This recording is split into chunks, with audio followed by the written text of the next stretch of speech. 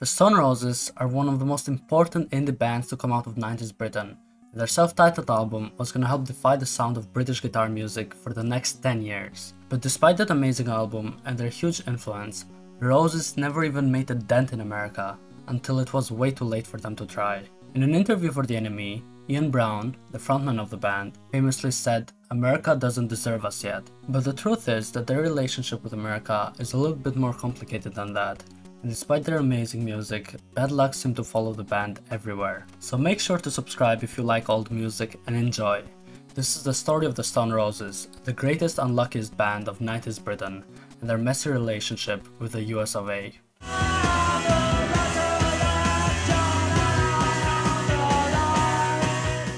I know I said 90s band, and I'm gonna get people in the comments saying, their debut album actually released in 1989. Those comments would be right, because the band's history does date all the way back to the 80s, just not 1989, but 1980. Ian Brown and the guitarist of the band, John Squire, would become friends from school, and in 1980 they formed a band called The Patrol.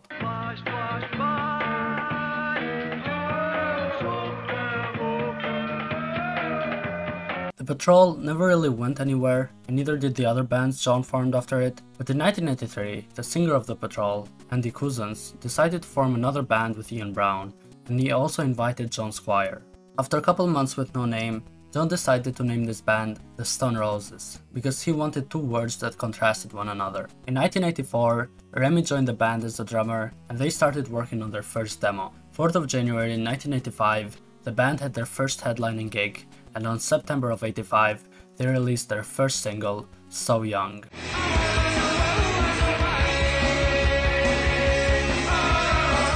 Then they went on a tour in Sweden and did some graffiti to promote their band, but none of this would really go anywhere outside of Manchester. What's important is that in 1986, the band started working on Sally Cinnamon and Sugar Sponge Sister, and they also hired Gareth Evans as their manager. Now remember this guy because he's gonna cause us some trouble later. Despite being an iconic song of the band now, Sally Cinnamon would also not sell that well, but the song became an important footstep on the band's sound. Sally Cinnamon, you're my world. In December of 1987, Manny joined the band, and the legendary lineup we all know now was finally complete. When Manny joined, it almost changed overnight. It became a totally different groove. Straight away, everything just fell into place. In 1988, the band got signed by Rough Trade, and they gave the band enough money to record another single, Elephant Stone. Despite that single also not doing too well, the band was starting to create a name for themselves on the Madchester scene. These early Manchester shows would end up influencing these two brothers. I don't know if you guys ever heard of them, they're called the Gallagher brothers. Noel at the time was actually a roadie for the Inspiral Carpets and secretly wished he was a roadie for the Roses, while Liam just got high and decided he wanted to be a rock star that night. I was just obsessed with being in the band, just fucking obsessed, man. Anyways, the band would later get signed by Silvertone Records, where Gareth Evans made them sign an 8-album deal. Believe it or not, this deal ended up biting them in the ass later when the band got bigger.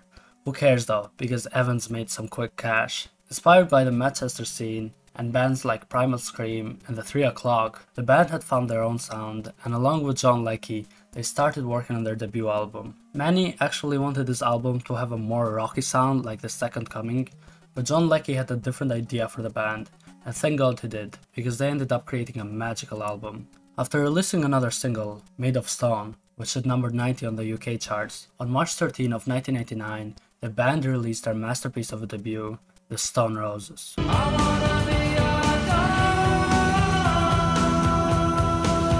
Before getting into what happened after the release, I want to talk about this album for a little bit, because I do legitimately think this is one of the best albums ever made. I know this album ended up influencing Oasis and a bunch of other Britpop bands, but I still don't think any of these bands captured the magic the Roses had on their debut. It feels like not just every song, but every note on this record is fucking perfect. The long intros on these songs make you feel like you're slowly entering another world.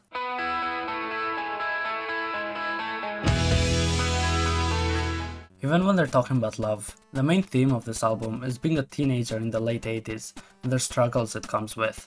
It's crafted so beautifully, it makes you feel like you're actually in their head. Those teenage struggles are actually what inspired the lemon the band made their signature symbol. Like I said, I'm glad John Leckie went for a less rock and roll style for the record and made it sound more psychedelic and dreamy. Of course, this feeling also comes from 60s pop and Madchester, which the band is hugely inspired by, but with this album, it just feels like everything is in its right place. With every song, the guitar makes you feel like you're slowly losing yourself into a dream, and by the time Ian Brown starts singing, you're in literal heaven. I know I sound like I'm overhyping it just for the sake of the video. Please go and listen to this album if you haven't already, and then tell me if I'm right or wrong. But I think if you're already a big fan of the Roses like I am, you can understand my frustrations with the events that happened to the band later down the road. Anyways, before we talk about that, did this album get the recognition it deserved? And did the band manage to back up their very confident attitude? Well, if you're the best band in the world, why aren't you number one? Because the record isn't out yet. Yeah, it did pretty good. When it first released, it peaked at number 32 on the album charts, and then later, She Bangs the Drums got released, which managed to get number 1 on the UK independent charts. But what caused the band to really blow up was their first ever TV appearance, which luckily for them went horrible because the power went out.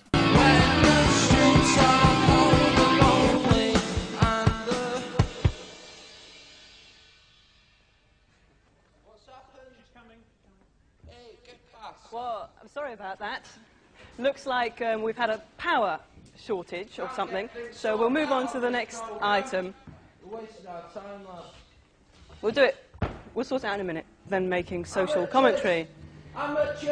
This caused the band to get some good traction, and later that year, they finally released their biggest single yet, Fool's Gold.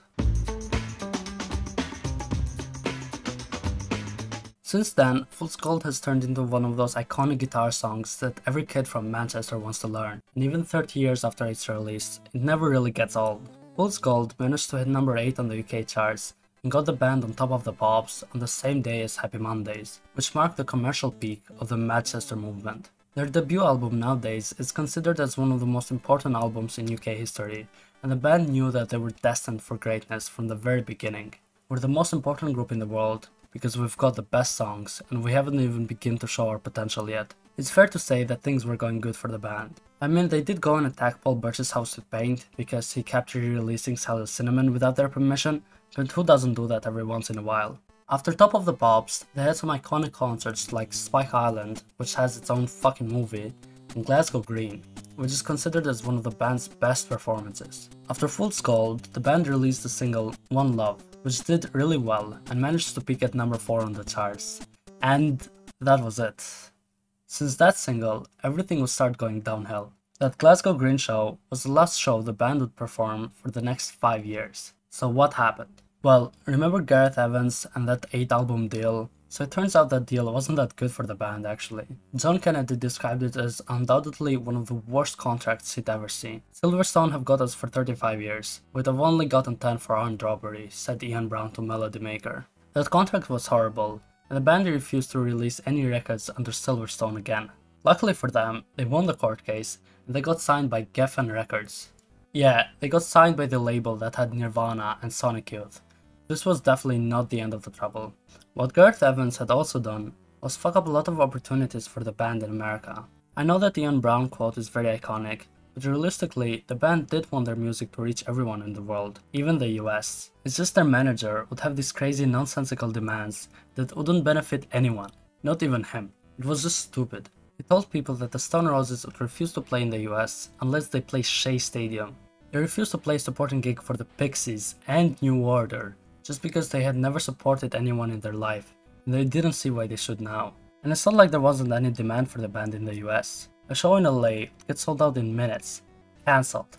Show in Madison Square Garden also sold out. Cancelled. It was just stupid, because this was happening during the peak of the band's career. Can you imagine how the American music scene would sound if the Stone Roses debut got as big as it did in the UK? Like, yeah sure, maybe they'll just fail to appeal to Americans like Blur did. But now we'll never know, because they fucked everything up. I don't want to blame everything on Evans, because at the end of the day, it was their fault that chose him as a manager. But it is kinda mostly his fault. I know that it sounds very poetic to say that America didn't deserve them, but realistically, they would have probably done really good in America. But it doesn't end there.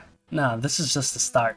After winning that court case with Silvertone, and finally firing Gareth Evans, The band got a bunch of money from Geffen Records and decided to just go and spend a shit ton of it in Europe. After that trip, the band would get back in the studio with only 2 songs recorded, and neither of them really being that good. The band started working on their second album, the stress of the court case and the fact that both Ian Brown and John Squire had kids to take care of would affect them a lot. Along with that, the band made the same mistake as Oasis and took a break from songwriting, which would cause them to lose that momentum they had going on. It's just a pity it took 2 years and they lost momentum, and probably I know from experience that if you have 6 months off, it's really hard to get back into the swing of things. You don't just pick up a piece of paper and say, and like today after 6 months I'll write a song. It just doesn't work like that. I mean, it's the biggest mistake you'll ever make in a band if you're listening to kids. It's like, don't have no time off, just keep going. All of this, combined with a lot of drugs and alcohol, would lead the band to taking 5 years to finish their second album.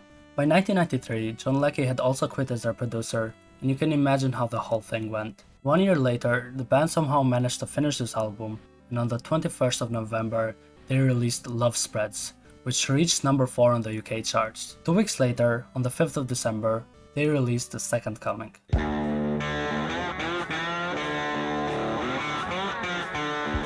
Every time I hear somebody talk about this album, they'll either say it's the worst album ever, or it's good, but it's just not the Stone Roses. I usually side with the latter statement. The Second Coming would be an okay album if it didn't release right after one of the best UK albums ever made. That's what hurts the most when you listen to it. Knowing how great this band used to be, and seeing them devolve their sound instead of going forwards. Yeah, there's some good songs like 10 Story Love Song, How Do You Sleep, and well, Love Spreads. But at the end of the day, I get the frustrations the fans had with this release. And the worst thing about this disappointing release is that there was so much pressure for them to deliver on the second album. Not only did they have to follow up their incredible debut, but also, since Kurt Cobain had committed earlier that year, that was also the end of Nirvana, making Geffen Records have all their hopes on the Stone Roses release. And also in the same year, Oasis released their debut album Definitely Maybe, which became the highest selling debut album in British history. So the Second Coming had to follow up the Stone Roses, In Utero, and Definitely Maybe, which, I'd myself if I was in that position. I know that the band had no idea Oasis would blow up like that, or that Kurt Cobain would it all, but the pressure was still there nonetheless, which was probably a big factor on this album sounding the way it did. Nonetheless, this album's release meant that the end of the Stone Roses was coming very soon. In March of 1995, Rennie left the band right before their Second Coming tour, and was replaced by Robbie Maddox. After that tour, John Squire also left the band, making Ian Brown very angry. My man didn't want to play with me. He hasn't wanted to play with me since 1991. He hasn't wanted to play with Rennie since 1991. He hasn't wanted to play with Manny since 91. He hasn't wanted to play with any of us. Still, the band went on for one more year, for some reason, and Ian Brown's voice just started getting worse and worse, resulting in this hilarious performance in the 1996 Reading show.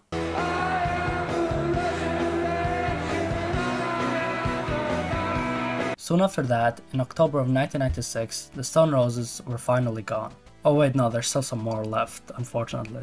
So after the end of the band, Manny joined Primal Scream and left them in 2011. John Squire formed the Seahorses, which would dismember 3 years later. Ian Brown started his solo career, which actually didn't go that bad, and Rennie formed a band called The Rub in 1999. Despite some good songs here and there, none of these projects would even go near the success of the Stone Roses. Still, the band would refuse to get back together, with John Squire saying that he'd rather remove his own liver with a teaspoon. Anyways, the band got back together in 2011. After a couple of reunion tours, on 12th of May 2016, they released All For One. 1 month later, the band released Beautiful Things, making it the last single the band would ever release. It's a beautiful thing, and I'll say bye-bye. On 24th of June 2017, the Stone Roses played their final gig in Glasgow, with Ian Brown saying, "Don't be sad that it's over, be happy that it happened," which gives the whole thing a surprisingly sweet ending. And that was the end of the band. An amazing group with some amazing songs, who unfortunately didn't have the best luck in the world, but they still ended up reaching millions of hearts. Let me know in the comments what you guys think of the Stone Roses, and if there's any other bands or albums you want me to talk about. Like and subscribe. My Patreon is linked down below for anyone who wants to subscribe there. Hopefully you enjoyed this video, and check out my Oasis video if you haven't already. I'm pretty proud of that one. Love you. I call myself straight, but I'm told. Say it, Noel. Come on, say it loud and say it proud. I'm gay.